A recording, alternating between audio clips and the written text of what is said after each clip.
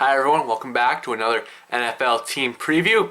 We're moving to the NFC East and America's team, the Dallas Cowboys. Last season they were 8-8 in Jason Garrett's third season, I guess you could say, second 2.5. Now the big news in the offseason was hiring Monty Kiffin from USC to be the defensive coordinator. They're switching from the 3-4 to the 4-3. Kiffin did not have a good tenure under his son Lane at Tennessee or USC, so it'll be interesting to see, can he bring back the success that he had with Tampa Bay earlier in the 2000s, or is he washed up and finished as a coach?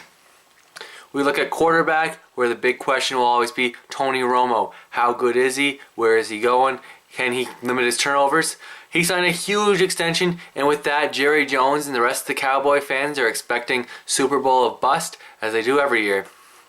We move now to the backfield, where it's DeMarco Murray, the talented OU product. Has been good when he's on the field. The problem is he's dealt with lots of injuries that derailed both his seasons. We go to tight end, where they got one of the best of all time, Jason Witten, the big Tennessee product. Is reliable, durable, and physical, hard to bring down, and will likely go over 1,000 yards again this season. We go to wide receiver, where they had Dez Bryant emerge as the #1 target throughout the second half of last year. He's big, physical, fast. The Oklahoma State Cowboy product is a beast. He's not going to be a guy that many corners want to cover in the NFC East. Then we have Miles Austin, who appears to be running on fumes. He is no longer an elite target. His hamstrings have failed him. His knees have failed him. He's falling apart. He appears to be pretty much done.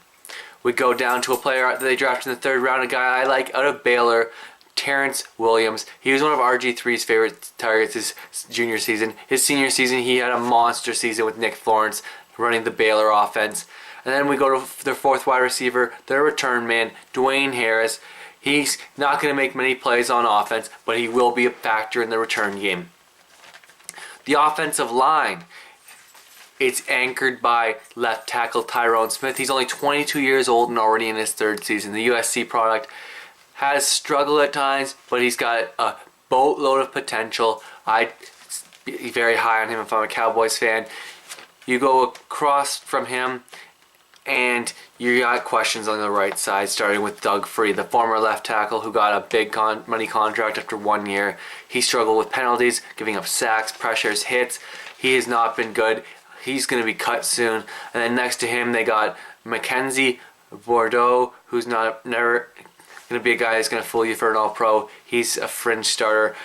Then the center, it's a guy they reached for, Travis Franklin out of Wisconsin. You have to wonder about Jerry Jones drafting him in the first round. And then their best interior lineman lines up at left guard. That's Nate Livings. Expect them to run the ball a lot behind the left side, and that's going to be a good side protecting Tony Romo.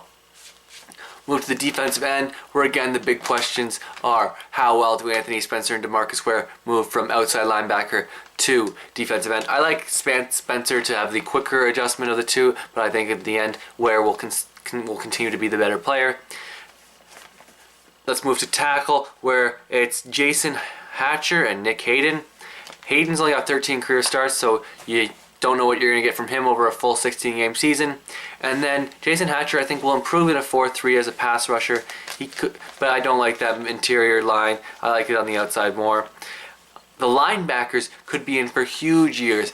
The 4-3 switch will only better Sean Lee and Bruce Carter as players that can get sideline to sideline with great instincts, make plays, make tackles. Very excited for them. And then they signed Justin Durant from Detroit. He's an above average starter, but on this unit, he's going to be hard pressed to make tackles because Carter and Lee are going to be all over the field.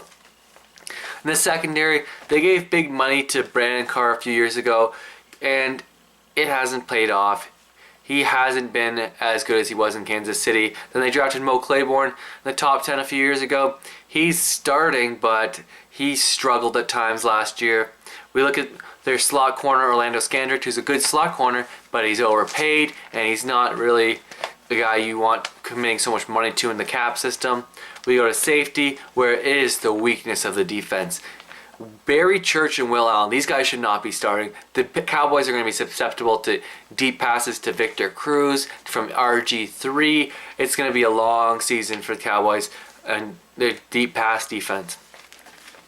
Go to special teams. Dan Bailey's a very accurate kicker, but Chris Jones is just an average punter. He hasn't had a lot of work either, so 22 punts in 2 years, you don't know what you're going to get from him in terms of consistency. Overall, I think this team declines. I think you're going to see Jason Garrett fired at the end of the year. I see them going 6-10, missing the playoffs, and Jerry Jones left explaining another failed season for America's team, the Dallas Cowboys.